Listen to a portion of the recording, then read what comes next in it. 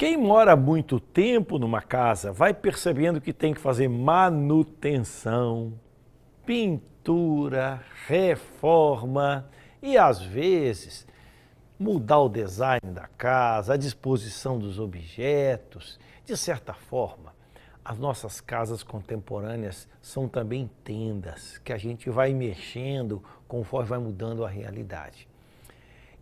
Esse processo de manutenção e de constante reforma da teologia faz nos lembrar das tarefas da teologia, que não é simplesmente manter um saber, mas também fazer esse saber avançar.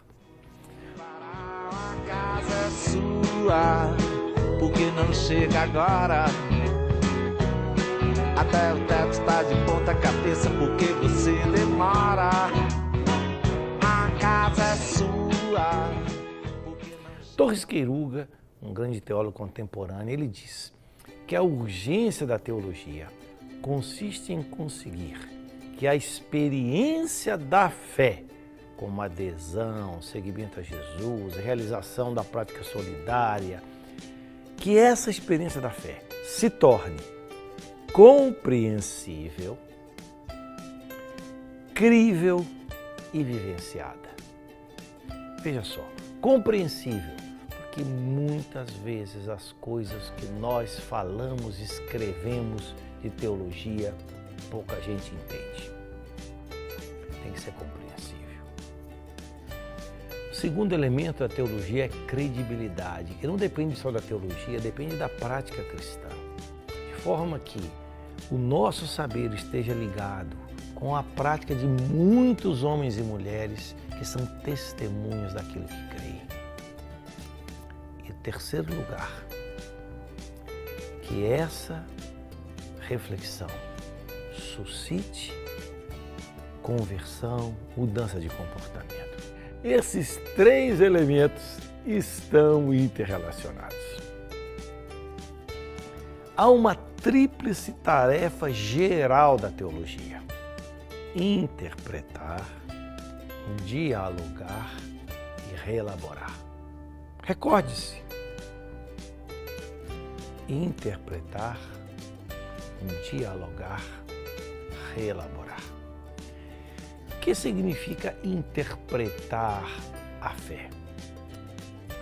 Muitas vezes, nas nossas igrejas, há uma tendência de se fixar no passado em busca de segurança, achando que os fundamentos consistem em repetir o passado. Isso acontece nas igrejas evangélicas com uma interpretação literal, estreita, limitada da Bíblia.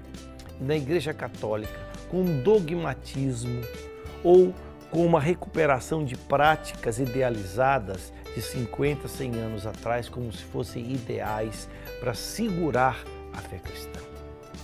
Nós somos chamados a algo mais, a interpretar a fé, conjugando fatores que antes pareciam incompatíveis. E aqui está a novidade. Por exemplo, um olhar apaixonado por Deus e pela humanidade, mas ao mesmo tempo um domínio claro dos conceitos, um rigor teórico-técnico. Envolvimento em realidades humanas concretas, de forma que o grito de Deus e o silêncio de Deus venha dessas práticas. De outro lado, ter o necessário distanciamento crítico para poder avaliar e pontuar melhoras e mudanças. Aprender da Bíblia, daquilo que a comunidade eclesial construiu no correr de séculos, mas também aprender com os sinais de Deus que estão na realidade. Então a gente exercita, como diz Paulo Freire, a razão encharcada de emoção. A gente pensa a fé com humildade, com espiritualidade. Então, esse processo de interpretação, de assimilação, é um processo que conjuga, ao mesmo tempo, continuidade com que nós herdamos de outros cristãos e cristãs que vieram antes de nós, com uma certa ruptura. Você vai dizer, mas como é que é possível ter continuidade e ruptura? Aí está a novidade. Continuidade, por quê? Porque a gente acredita na Bíblia como palavra de Deus, mas palavra de Deus em linguagem humana. Acolhemos a fé que recebemos das gerações que vieram antes de nós. Cremos que esse Espírito de Deus habita no mundo e na nossa comunidade também, apesar de muitos limites pessoais e institucionais. Mas essa continuidade se faz com certa ruptura, porque a teologia, à medida que avança, propõe modelos, conceitos, ideias e até comportamentos do ponto de vista ético que quebram a segurança do já estabelecido, tido como padrão. E olha que interessante, o que ela faz? Ela contribui para que essa rica tradição viva, que não é um tradicionalismo morto, é como um rio que, à medida que vai fluindo, vai recebendo afluentes e novos elementos. É o mesmo rio, mas em cada momento, em cada lugar que o rio passa, ele tem uma paisagem, um panorama. As águas são diferentes, mas é o mesmo rio. Então, com a medida que esse rio vivo da fé e da teologia vai crescendo, ele também vai resgatando elementos que ficaram perdidos no passado.